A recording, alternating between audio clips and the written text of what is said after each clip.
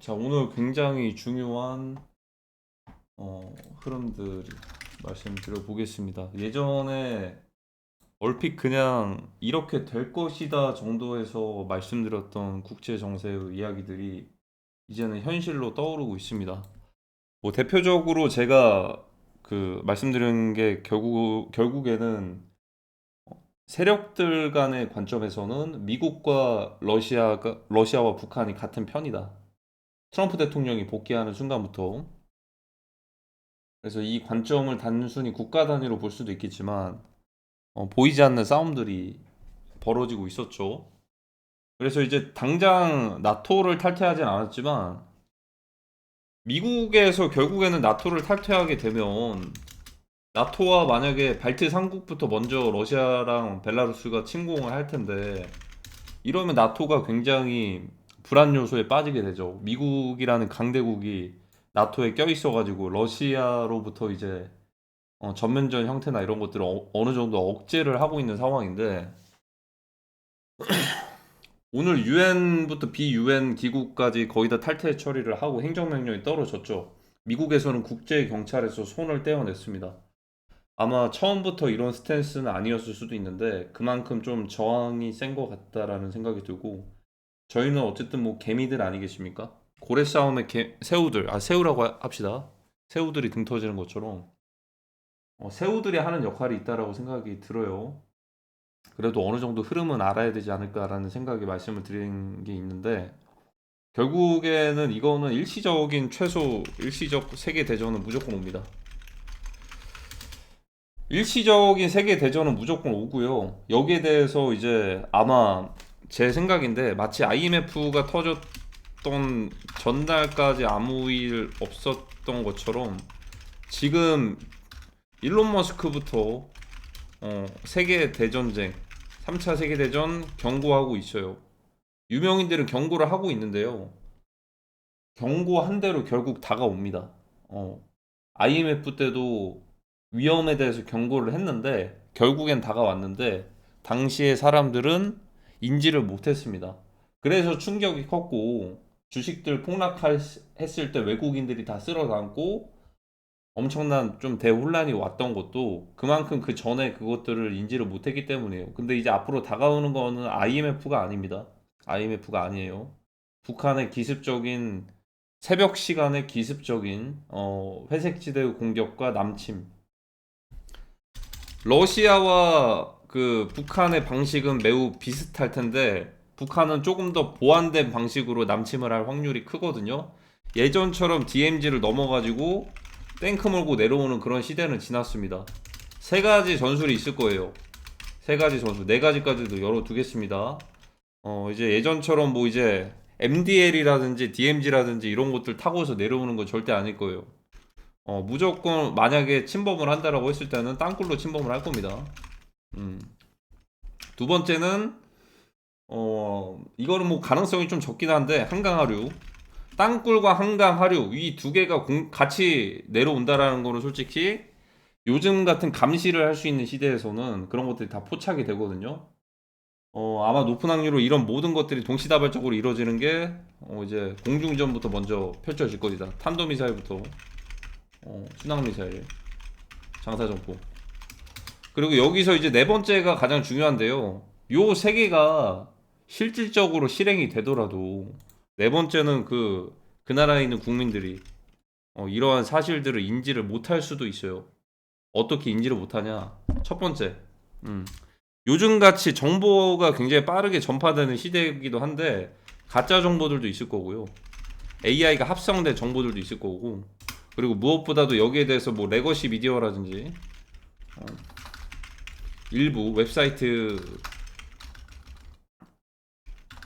통제권이나 웹사이트 해킹, 사이버 공격으로 마비가 됐을 시에 어, 심각한 위기 상황이 전달이 안 됐을 수도 있어요.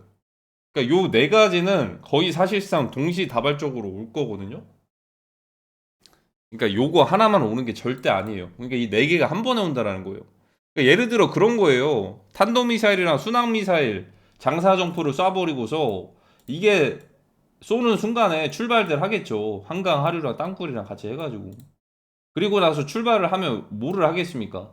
요새화가 된 건물들 사이에서 아니면 뭐 일부 지역들을 점령을 한 뒤에 그걸 가지고서 이제 협상 카드를 만들 가능성이 클 겁니다.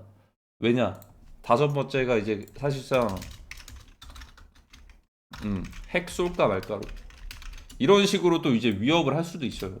네 번째는 이제 이것도 동시다발적으로 일어나겠죠. 같이 그러니까 이제 해킹팀이 따로 있고 사이버 공격팀이 따로 있고 이게 그 특수부대원들이 따로 있을 거 아니겠습니까? 특수부대는 폭풍 군단이 올 것이고 사이버 공격부대 라자루스부터 시작을 해가지고 뭐 코인들도 다 털어갈 수도 있고요. 그리고 핵을 쏠까 말까부터 해가지고 이거는 마지막 카드죠. 그러니까 점령을 하고서 쏠까 말까를 얘기를 할 거고 거기에 대해서 협상 카드를 제시하면서 내밀 가능성이 굉장히 큽니다. 요 다섯 가지가 일반적인 북한에서 다가올 수 있는 앞으로의 러시아가 우크라이나를 침공했을 때 응용된 버전이고 무엇보다도 요 다섯 개는 한 번에 다가올 가능성이 크고요. 여기서 추가적인 신무기가 등장할 수도 있는데 그게 바로 EMP이기도 합니다. EMP가 만약에 실제로 북한에서 개발이 됐었다라고 한다면 최근 들어서 서해상이나 이런 데 훈련할 때 공중에서 엊그제도 뭐 대만에서도 추락하기도 했죠. 대만도 추락하고 이제 군산 그 미군 기지에서도 추락한 게 있는데 비행기들이 갑자기 추락을 했어요.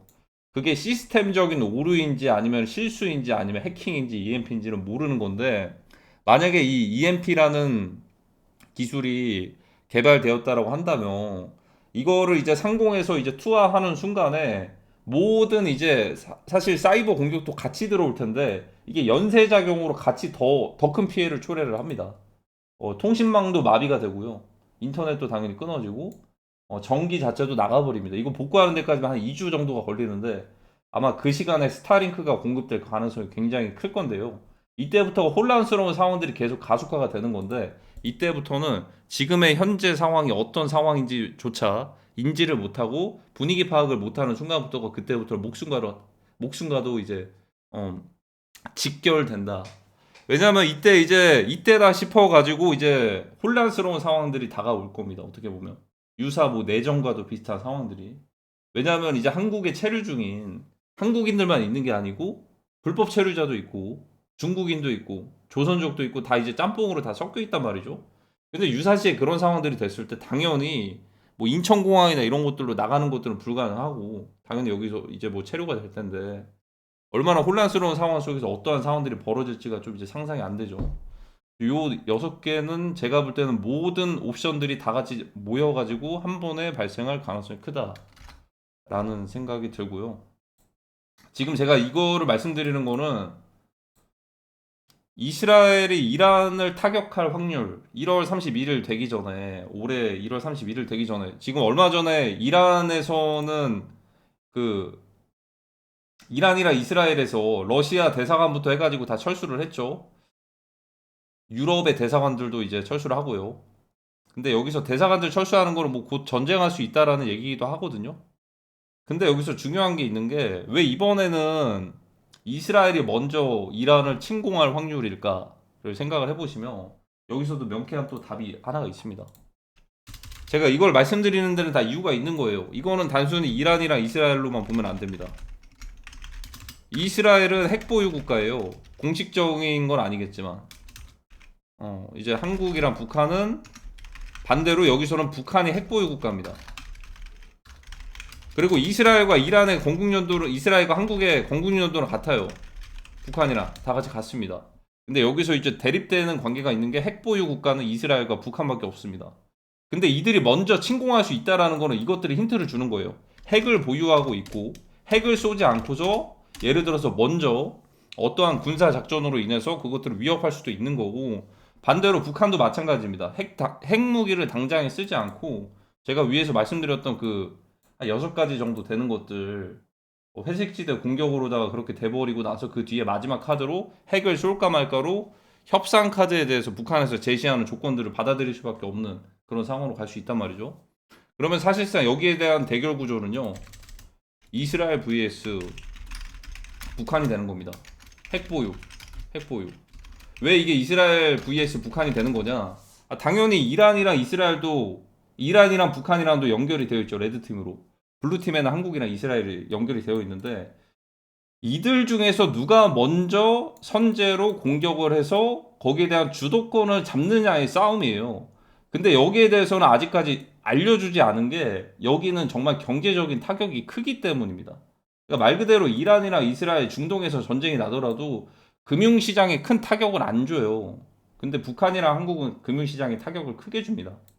예를 들어 지금 D램 가격이 엄청나게 떡상을 해서 올랐는데 말 그대로 반도체에서 그 램 같은 경우에는 데이터 센터에서 거의 주 재료죠. 그래서 지금 이제 일론 머스크는 위성 데이터 센터로 이제 확장하겠다라고 얘기들을 하고 있고 이 데이터라고 하는 것들은 굉장히 앞으로 중요해지는 시대가 왔습니다. 근데 이 D램 특히나 이 D램 같은 경우에는 생산량의 대다수가 70%가 SK와 이제 삼성에서 만드는데 만약에 그런 이제 상황들이 먼저 터졌을 때 생산이 스탑됩니다.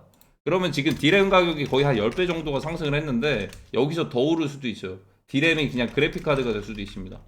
예전에 비트코인 상승하던 시기에 그래픽 카드가 실제로 한 3배 정도 뛴 적이 있거든요. 근데 지금 어떤 일들도 안 났는데 10배 가까이 뛰었는데 여기서 스탑되면 더 뛰는 거예요. 진짜 말 그대로 본체 한계가 됩니다. 그만큼 이제 앞으로 메모리가 쓰일 일들이 많아지겠네요. 어떻게 보면. 뭐 이런 것처럼 단순히 이 디램만 있는 게 아니고 여러 가지 그냥 이제 외국인들 투자자도 많고 외국인들도 많이 있어요. 그래서 여기는 핵심이고 메인이 되는 구간이에요. 특히나 이제 한국은. 음. 그리고 전 세계에서 아이돌들 덕분에 이 이슈들을 누구보다도 많이들 관심을 가지게 될 수밖에 없습니다. 특히나 내가 좋아하는 아이돌들이 살고 있는 한국에서 그런 일들이 벌어진다면 다 관심을 갖게 되거든요. 그러니까 얼마 전에도 뭐 뉴진스의 어떤 그룹이 탈퇴를 했는데 그걸 미스터 비스트한테 인수해달라고 하면서 뭐 이제 댓글들 같은 거 막 달리더라고요. 이런 것들처럼 국제적인 사회에서는 한국에 대한 아이돌들에 대한 포지션들에 대한 그런 아이돌들에 대한 그런 것들을 굉장히 관심들을 많이들 갖습니다. 지금 그런 시대가 됐고, 근데 이런 나라에서 이런 일들이 벌어지게 됐을 때는 당연히 국제사회에서 관심도가 더욱더 높아질 수밖에 없겠죠. 그래서 핵심은 사실 여기입니다. 핵심은 한국이랑 북한 여기에요. 이란이랑 이스라엘도 메인처럼 보이겠죠. 그러니까 이제 중동에서 먼저 터지겠지라는 생각을 하시면 안 돼요. 왠지 아십니까? 왜냐면 제가 전에 말씀드린 것처럼 그쪽이 메인이 아니다. 사실상 메인은 동북아시아입니다. 동북아시아. 그리고 이제 결국에는 요 국가들도 북한이랑 중국 같은 경우에도 결국에는 전쟁을 제일 싫어하는 게 사실상 이 두 곳이거든요. 전쟁 없이 마치 영화의 기생충처럼 전쟁 없이 그냥 경제력만 흡수해가지고 그렇게 이득을 보는 게 가장 좋은 포지션일 텐데 아마 그것들을 다 이제 눈치를 챘기 때문에 트럼프 세력들은 어떻게 보면은 더욱더 트럼프 대통령 세력들은 빠르게 가속화를 시킬 겁니다. 이들이 어쩔 수 없이 지는 전쟁을 하게끔 말이죠. 뭐 지는 전쟁이 될지 모르겠지만 피해는 꽤나 크겠죠. 예를 들어 생각을 해봅시다. 진주만 공습 같은 경우에도 결국에는 미국이 승리를 했지만 원자폭탄까지 날리는 상황까지 갔고 전쟁 기간이 굉장히 길었어요. 3년 좀 넘게 피해가 컸고 미국이 결국에 승리를 했지만 둘 다 피해가 컸단 말이죠. 그리고 예를 들어서 무력으로다가 이제 그 영토를 딱 지배했던 게 만주사변 같은 것도 있고요. 일본에서 뭐 이런 역사에 남길 만한 사건들이 앞으로 터질 겁니다. 근데 여기서 더 중요한 거는 이들이 어쩔 수 없이 전쟁을 선택하게끔 만들 거고 이미 경제력이나 이제 제재로 인해서 붕괴가 되고 있습니다. 사실상 캄보디아의 비트코인이나 이런 것들 압수하거나 해커들 명단 걸어가지고 제재하는 것들은 일단은 1단계, 2단계고 이제 마지막 3단계로 붕괴가 되는 게 뭔지 아십니까? 3단계 붕괴, 내부 붕괴예요. 내부 붕괴. 내부적으로 결국에는 마치 내전 쿠데타처럼 내부의 민심들이 뿔나가지고 이들이 이 체제에 대해서 반항하거나 이런 사람들의 목소리가 커지면서 이 붕괴가 되는 과정들을 가장 두려워할 수도 있어요. 공산주의 국가들은. 그러면 거기까지 갔을 때는 어떻게 보면은 내부적으로 붕괴되는 것들을 탄압하게 됐을 때 최근에 그래서 미국에서 뭐라고 하죠? 이게 다 이유가 있는 거예요. 미국에서 이란의 시위대를 만약에 제압하면 탄압하면 미국이 개입하겠다. 이런 얘기를 합니다. 자, 이게 다 이유가 있는 겁니다. 첫 번째로 경제 제재를 하고요. 그리고 이제 압수라든지 몰수 같은 것들 현상금을 걸어가지고 이제 명단들을 올립니다. 그 중요한 인물들을. 그리고 세 번째, 내부적으로 붕괴가 돼가지고 이란처럼 지금 시위하고 쿠데타가 일어나면은 여기에 대해서 이제 정부가 선택할 수 있는 것들은 이들을 제압할 수밖에 없는데, 그거를 미국에서 제압을 하게 되면 우리가 개입을 하겠다라고 얘기를 합니다. 그러면 4단계 마지막으로 이들의 국가에서 선택할 수 있는 선택지는 뭐가 남았을까? 그게 바로 결국에는 전쟁 아니면은 패배, 승복 둘 중 하나밖에 없어요. 하지만 여기에는 리스크 값이 굉장히 클 겁니다. 모든 걸 다 내려놔야 되거든요. 마치 사우디아라비아의 대숙청처럼. 대신에 이걸 선택할 수도 있겠지만 지금 흘러가는 분위기는 이걸 선택할 것 같지는 않습니다. 그래서 이제 4단계 마지막 단계인 전쟁을 선택하게끔 빠르게 유도를 할 것이다. 자, 근데 이거 중요한 게 있어요. 그러면 미국의 트럼프 대통령 세력들은 전쟁을 원하니까 전쟁을 유도를 하는 거냐? 아닙니다. 자, 당연히 이 세력들 간의 싸움이 있어요. 구세력과 신세력이 있으면은 구세력도 군대를 당연히 보유를 하고 있습니다. 신세력도 군대를 보유를 하고 있고, 신세력의 핵심은 지금 트럼프 대통령이랑 이제 어떻게 보면은 뭐 사우디, 파키스탄, 러시아, 이런 식으로 있는 거예요. 근데 이제 좀 레드팀, 블루팀으로 나눠서 보면 일단은 뭐 대표적으로 미국이라고 할게요. 그냥 그 트럼프 대통령 그 미국이라고 해야죠. 군대를 보유 중인데 이 구 세력의 사실상 카운터펀치 타노스가 결국에는 중국이에요. 이들도 결국에는 이기는 전쟁을 하기 위해서 시간을 좀 이제 굉장히 크게 벌고 있는 겁니다. 언제까지? 2027년까지. 그렇다고 신세력들이 이것들을 모르냐? 알고 있어요. 알고 있습니다. 모를 리가 없죠. 모를 리가 없죠. 모를 리가 없으니까 지금 굉장히 좀 빠르게 진행되는 게 느껴지지 않습니까? 미국에서 굉장히 속도감이 빠르지 않나요? 하루가 다르게 뭔가 뭐 그 유조선들 납포해버리고 뭐 어디 뭐 이제 베네수엘라 갑자기 군사작전 해버리고 굉장히 좀 빠르게 돌아가고 있어요. 이게 2026년이 됐으니까 그렇습니다. 2027년까지 시간이 계속 길어지면 안 되니까, 신세력 입장에서. 왜냐면 그때는 정말 핵전쟁이 나거든요. 그래서 그게 되기 전에 빠르게 전쟁을 하게끔 만들 겁니다. 아니면은 전쟁을 안 하고서 가는 방법도 있겠는데 높은 확률로 전쟁을 무조건 할 거예요. 그러니까 안 하고서 가는 거는 최고긴 하겠죠. 그 말은 뭐냐면 아까 말씀드린 것처럼 여기 그냥 승복한다. 패배 인정. 패배 인정 아니면 전쟁을 하는 건데, 제가 볼 때는 그렇지 않을 거예요. 어쨌든 지는 전쟁이더라도 어쨌든 무조건 시작을 할 거다. 무조건.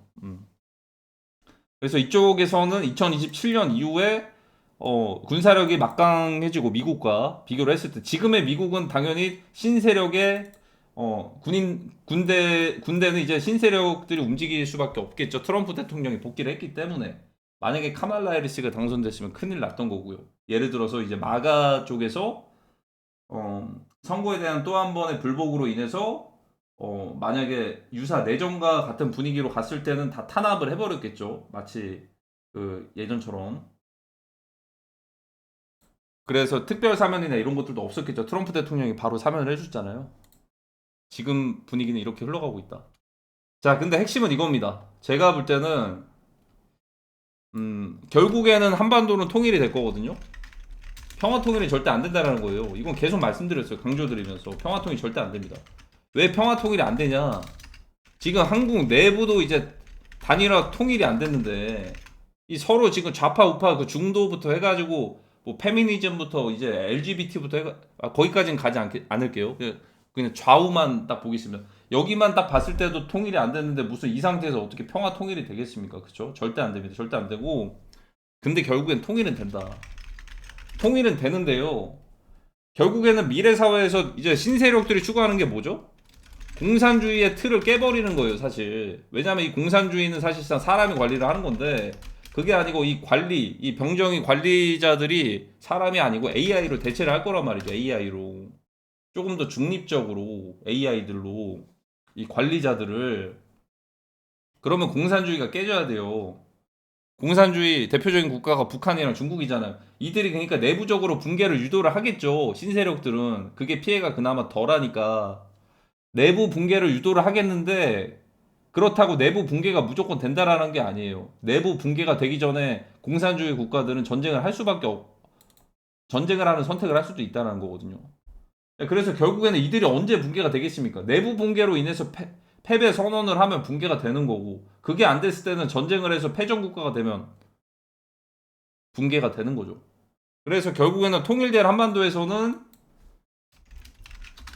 북베트남 주도의 공산화 통일은 절대 안 될 겁니다. 하지만 먼저 트리거는 있을 거예요. 트리거는 시동은 걸 거예요. 어디서요? 공산주의 국가에서 먼저 시동을 건다. 그러니까 북한에서 움직이고 중국에서 움직이는 거예요. 시동은 걸 거고 대신에 이제 이거를 통치하거나 지도자들은 바뀔 수도 있어요. 유력한 후보로 미국의 CIA에서 보호 중인 김한솔 이 사람이 신조선이라는 그런 것들을 만들었거든요. 신조선 이름부터 신조선이네. 그러니까 통일 한반도가 됐을 때 이런 식으로 될 수도 있을 겁니다.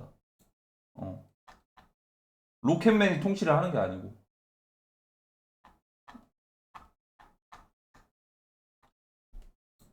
신조선이었나?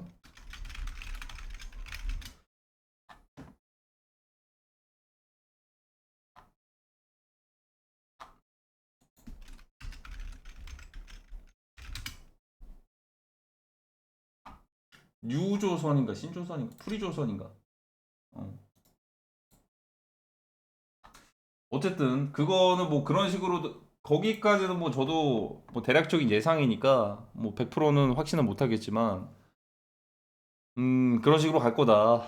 하지만 이 한반도 통일에서는 무조건 공산주의 국가들이 내부적으로 붕괴돼서 그렇게 되거나 혹은 내부적인 붕괴가 되기 전에 외부로 적들을 돌리는 내부에서 붕괴되기 전에 전쟁을 선택하거나 지금은 높은 확률로 전쟁을 선택할 수밖에 없겠고 하필이면 또 이제 한반도에 그게 이제 리셋 코리아가 되는 것들 중에 하나가 전쟁을 통한 그런 것들밖에 남은 상황이 아닌 거죠. 어떻게 보면 구조적으로 봤을 때 이거 이해가 이제는 되시죠? 1년 전에는 이해가 안 되셨을 거예요.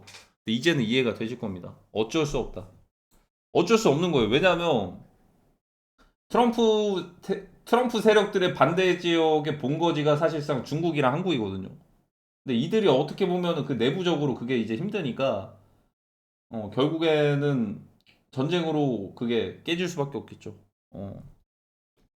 근데 마지막 최후의 전쟁이 되지 않을까라는 생각이 들고요.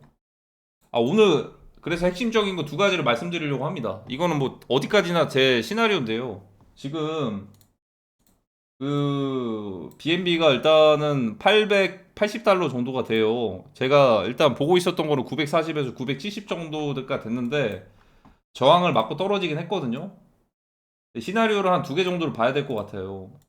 일단 창펑자오가 일단 바이낸스 라이프라는 중국어 티커의 심볼이 현물 상장을 했는데 상장되고 나서 쭉 떨어지고 있고 창펑자오가 아직까지는 BNB 체인에 대해서 샤라웃을 하지는 않았어요. 그래서 추가적으로 만약에 BNB가 올라간다라고 했을 때는 BNB에 대한 창펑자오의 샤라웃이 있을 것 같고 BNB가 올라간다라고 하면은 독보적으로 올라가려면 혼자서만 이렇게 가야 돼요. 하지만 비트코인이랑 이더리움, 솔라나 같은 애들은 여기까지는 안 갈 거고 상단까지는 잠시 하락은 멈추겠죠. 그리고 나서 이렇게 폭락을 했을 때 그때 뭔가 터질 겁니다. 이렇게 가는 게 1번. 근데 두 번째는 뭐냐? 지금 일단 하락하는 게 좀 속도감이 차트도 비슷비슷해요. BNB부터 해가지고 BNB랑 이더리움, 솔라나 다 비슷한데 첫 번째로 현물 패닉 청산 빔이 나올 수 있는 게 바로 로켓맨 빔입니다. 기습적으로. 지금 상황에서도 나올 수는 있긴 한데 제가 기대하는 거는 그 창펑자고가 한번 샤라웃을 해줬으면 하는 기대감은 있기는 해요. 근데 만약에 온다라고 했을 때 뭐 요렇게 가서 요렇게 가든 그냥 가던 거기까지는 모르겠어요. 근데 만약에 온다라고 했을 때 로켓맨 빔이 첫 번째로 나올 거예요. 북한에서 보유 중인 비트코인을 매도하고 사이버 공격하고 회색지대 공격으로 한 번에 동시다발적으로 일어나서 국제사회에 큰 충격을 주게 될 것이고, 그러면 폭락을 해서 대폭락을 할 것만 같으면서도 두 번째로 러시아에서 지금 겨울이고 하니까 에너지 같은 것들 있죠. 베네수엘라에서 이런 것들이 밝혀졌어. 이게 다 힌트거든요. USDT로 결제를 받았대요. 석유 수출할 때. 뭐 더 중요한 거는 USDT랑 예전에 금 매도한 것들로 비트코인을 60만 개 팔아가지고 비트코인 60만 개 가지고 있다라는 썰이 돌고 있는데, 중요한 거는 에너지를 수출할 때 결제 대금을 코인으로 받은 사례들을 보여준 거거든요. 자, 러시아가 갑작스럽게 이렇게 폭락한 상황에서요. 폭락한 상황에서 러시아가 갑자기 이거 비트코인이랑 솔라나랑, 솔라나까지 아니고 이더리움이랑 비트코인 같은 것들로 우리 천연가스 에너지 결제 받을게, 이렇게 해버리면 단기간에 쇼 청산을 만들어낼 수 있는 재료가 하나 큰 게 나올 수도 있어요. 그러니까 북한으로 시작되는 거는 로켓맨 빔, 그거는 이제 롱 청산빔이 될 것이고, 러시아는 그거를 회복시켜주는 러시아 빔이 되지 않을까, 푸틴 빔이 되지 않을까라는 생각이 들고, 요 두 개는 동시다발적으로 둘 다 일어날 것 같아요. 그러니까 이제 로켓맨 빔의 현물 청산과, 현물 청산이라고 해야 되겠죠. 패닉셀이 만들어질 것이고, 패닉셀이 나오고 나서 러시아 쪽에서 갑작스럽게, 지금 겨울이니까 천연가스 많이 필요하겠죠. 지금 1월밖에 안 됐으니까. 결제를 무조건 BTC 이더리움으로 받겠다라고 한다면, 이거 결제를 지불을 하려면 비트코인이나 이더리움의 시장에서 사야 될 거 아니에요. 그쪽에서 러시아 이제 에너지 사는 곳들에서, 그쵸? 러시아 에너지 사는 곳들에서 그것들을 사야 되니까 여기에 대한 수요가 갑자기 급증을 해가지고 순간 폭등이 한번 나올 수도 있겠죠. 다시 하락을 하겠지만 이렇게 두 가지 빔이 나올 가능성이 크다라고 일단은 예상을 합니다. 전반적인 큰 그림은 사실 일단 창펑자오 이번 주까지만 볼 거예요. 어떤 걸 보냐? 이번 주까지 창펑자오가 샤라웃을 할지 안 할지. 그거 굉장히 중요해요. 샤라웃을 하면은 조금 시간이 조금 더 남아 있어요. 샤라웃을 해주면 창펑자오 BNB 보유만 거의 100조 이상 들고 있기 때문에, 이게 왜 중요하냐? 창펑자오가 샤라웃 하기 전에 어제였어요. 그래서 제가 1월 8일까지 좀 열어뒀거든요. 오늘이 1월 8일이구나. 어제 바이낸스 쪽에서 거의 최초로 상장을 했어요. 어디 갔지? 바이낸스 라이프가 여기 있다. 이게 바이낸스 라이프인데 저 뭐 중국어로 몰라가지고, 이게 영어로 바이낸스 라이프입니다. 바이낸스 인생. 이게 BNB 기반의 민코인인데 어제 상장이 떠가지고 한 50% 정도 오르고서 갑자기 덤프를 했거든요. 아직 여기에 대해서 창펑자오가 샤라웃하거나 그러진 않았어요. 만약에 샤라웃을 여기서 안 하게 되면요, 안 하게 되면 어떤 상황이 벌어지냐? 안 하게 되면은 이거 그냥 같이 폭락을 할 수도 있고요. 추가적으로 폭락하고 바닥 찍고서 그때서야 움직일 수도 있고, 만약에 샤라웃을 한번 하면은 뭐 간접적으로 뭔가 반사이익을 보는 애들이 있을 거예요. 분명히 한 개 정도 샤라웃은 해줄 수는 있는데 바이낸스 라이프를 샤라웃 해주지는 않을 것 같아요. 요 놈은 나중에 한번 바닥 찍고서 나중에 따로 달리면 달렸지. 그러니까 창펑자오 샤라웃은 이번 주까지는 중요해요. 창펑자오가 뭐 하나는 샤라웃을 해줄 수도 있는데 그게 BNB에 대한 수요를 만들어내는 샤라웃이면은 저는 좋겠다라는 생각이 드는 거고, 결국에는 폭락할 거다. 큰 빔이 남아있다. 이거예요, 이거. 그러니까 큰 빔이 오기 전에 창펑자오가 BNB를 BNB 쪽을 샤라웃을 해줘가지고 잠깐 한 하루짜리 하루 정도 일시적인 유동성 들어오고 그 다음날에 폭락을 할지, 아니면 그냥 그대로 폭락하고 그 뒤에 샤라웃을 해줄지는 모르겠어요. 저도 거기까지는 창펑자오도 아니고 제가 거기까지는 모르겠는데, 그냥 뭐 샤라웃 해주면 좋겠다라는 게 제 그냥 바람입니다. 그래야지 또 저희 그 올해 초 시작하기 전에 저희 패밀리 분들도 이제 든든하게 시작하지 않겠습니까? 그쵸? 그러니까 이제 결론은 뭐냐? 이제 남아있는 거는 거대한 빔 하나가 남아있어요. 큰 폭락빔. 그 뒤에 러시아 빔으로 말아 올리는 그런 것들은 제 상상이에요.